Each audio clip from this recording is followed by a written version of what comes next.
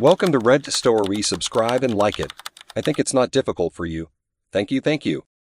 Today we have a story of a man whose wife cheated on him when he was out of town. Let's see how he found out. Here's the full story. Background: been together for 9 years. Started dating before college and were exclusive throughout. After college I moved home. While she finished up schooling at the end of her last semester, she broke up with me cause there was another guy that was giving her attention. 2 months later she came back, begging for forgiveness, and promised nothing. That transpired 6 months later. We were living in an apartment together. About a year after that, we were married. We moved into a house last year, less than a year after getting married. Thanks to the money I got from my grandmother's passing 4 months ago, she lost her job and has not gotten another one as far as I know after college. And though her joblessness, I have been the breadwinner. I was lucky enough to have a job good enough to pay for most all of our expenses, including her student loans and new car. I went out of state a couple Thursdays ago for a project the company was involved in. I wasn't scheduled to be back till the next Wednesday. I got told I could go home early. I called and told my wife I would be coming home, but I could tell that she wasn't herself and didn't seem happy to hear the news. She said she hadn't been sleeping well. I got home and she did seem tired. We relaxed for a few hours and then went to bed, where she insisted or stated that she wanted to have sex. Having been away for almost a week, I was in a giving mood and performed oral before lovemaking. She didn't seem that into things and her kisses were all close mouth. The following day I went to work. Nothing unusual. She arrived home after me and went straight to the shower, having come from a gym class. She doesn't smoke, so when I asked her why there were cigarettes in her purse, it seemed to have started a conversation she was avoiding. She told me she was unhappy and had been for a while, stated that she thought we wanted different things, mentioned that she hadn't missed me while I was away. Through it all I was mostly silent and fuming, angry, incapable of putting towards the betrayal that I was feeling. She ended up leaving in tears, and I subsequently broke down. I called my friends and ended up writing to their apartment for a few hours. After return home around 11:30, I was angry and hurt and started searching the house out of suspicion. She had left the rings on the dresser. I started looking through her computer. There I found through Facebook messages the log of probably 80% of what had been said between her and the guy she slept with over the previous 5 days. She stated that things were bearable while she was working, but that her time out of work was the worst in her life. She felt like she wasn't getting to do the things that she wanted to do, and felt like she was cornered and angry with the decisions that got her here. There was also a number of messages where she insisted that they should get together. Come to find out, she had spent the entirety of Wednesday evening messaging the guy, and even invited him to my home for dinner. The messaging continued to the early morning and only stopped when she went to his apartment at close to 3 a.m. She didn't arrive home until after 6 p.m. Wednesday, 2 hours before I got home from the trip. They had unprotected lovemaking and then insisted that we have sex and night. I got home a time frame of about 18 hours. I also found out through these messages that she went to his apartment when she left the house Thursday night. I saved the entire Facebook conversation to PDF, which ended up being close to 70 pages of messages exchanged in 5 days, stored in multiple places. She came home after 1 a.m. Thursday night. Friday morning, I told her that I knew. She tried to tell me that she didn't intend for things to happen, which was a lie based on the transcript. Much angry silence followed, and she ended up staying in the guest bedroom. Friday morning, I broke the news to my parents. I suggested to her that she move out. Calls I wasn't interested in forgiving her. She left for a few days, but has since returned to the guest room. Her family found out through my parents and are devastated. Her father and I are actually still on good, though awkward, terms. Despite all of this, I have gotten in touch with a lawyer. I have also gotten tested for STDs and HIV results. Haven't returned yet. I've moved the money that I can out of joint accounts and gotten my own. I have been working on getting my things in order to live without her once the agreement is finished, and she gets out. Once the agreement is finalized, I will have to wait a full year before the divorce is final. I haven't orally spoken a word to her in the weeks since things fell apart, but we are sitting down to discuss it in person today. I am sure that I missed some details, but that is the gist of it. Really, the only thing that I don't know or have plans for is where do I go from here. I know that I am still fairly young, but I was never really one to go out and meet new people, and I have literally no clue what I am doing when it comes to dating as an adult. Where do you go from here is start enjoying hobbies again, join a gym with group classes like CrossFit, and try to make friends. Go online and casually date, knowing your mind won't be ready, but the excitement of finding people worth meeting will give you hope for the future. As for your soon-to-be ex, take it as a lesson learned that people who are quick to leave for new shiny things, attention, never really stop being like that. An ex of mine was like that too. New attention was a craving for her, and anything that wasn't perfect in our relationship was solved by daydreaming of other guys. Then they want to come crawling back when they realize their unhappiness is with themselves. But eventually you wise up to this And move on. It took a while for me too, and repeatedly saying no to attempts to reconcile. For the millionth time, you'll have that test too. I'm sure to not ever take her back. You do realize what happened with the first guy, didn't you? For giving her back, then got you into this position where she could cheat on you without any guilt. She learned that she could cheat without any consequences. What do you know about the new guy? Is he married? You nailed it. And sorry you're going through this, but it sounds like you have some compass about what direction to head and enough self-respect to actually motivate. By the way, you know it wasn't gym class, right? And where did she go when she left? I'm going to bet she had sex with you that night, even though she wasn't into it, as a way of having some plausible deniability about the source of her potential pregnancy with other guys. She sounds awful, dude. Good luck in the divorce. But remember to stay vigilant. As far as advice on where to go from here, I would say don't go anywhere yet. Make absolutely certain that you are minimally exposed in the divorce proceedings before running out to make new friends, and engage in hobbies. The time you have right now to protect your future life is more important than making the fun part of that life happen. I'm not sure where you live, but where I live, evidence of infidelity does nothing dissuade divorce proceedings.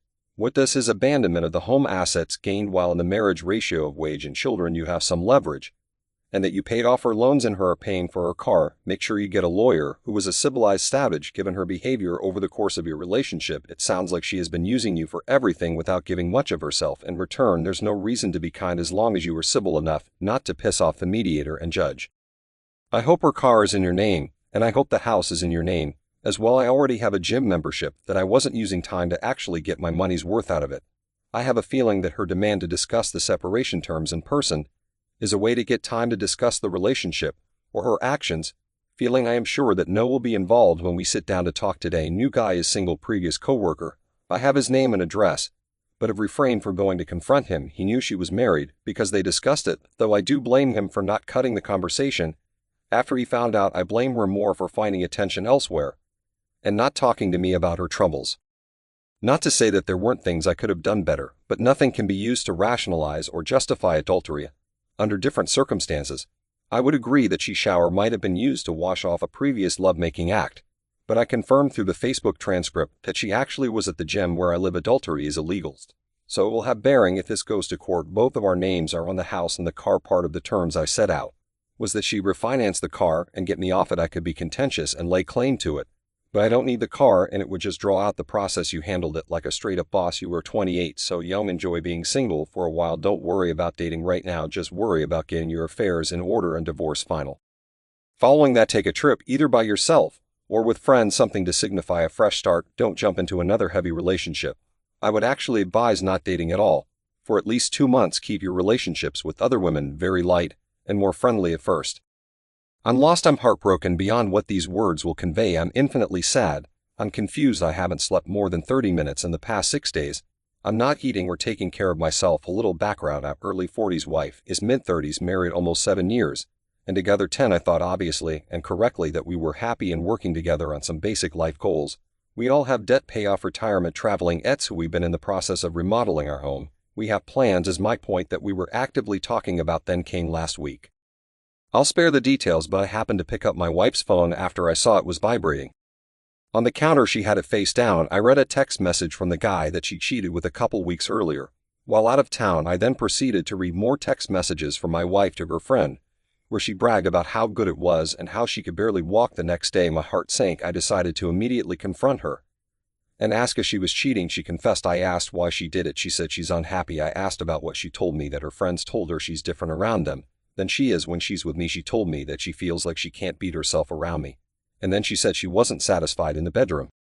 She admitted that she was drunk when this happened, but was emphatic that it 100% consensual. She said the guy was easy to talk to, was physically attractive, was charming, was positive. We talked for a couple hours that night about what you would expect. She told me she didn't know if she wanted to save our marriage. She said that she may have damaged it too much, and that it would be easier to not fix it. I was initially going to grab a bag and leave that night to get away. After a bit, I thought better of that and told her no, I wasn't leaving. She doesn't get to do this.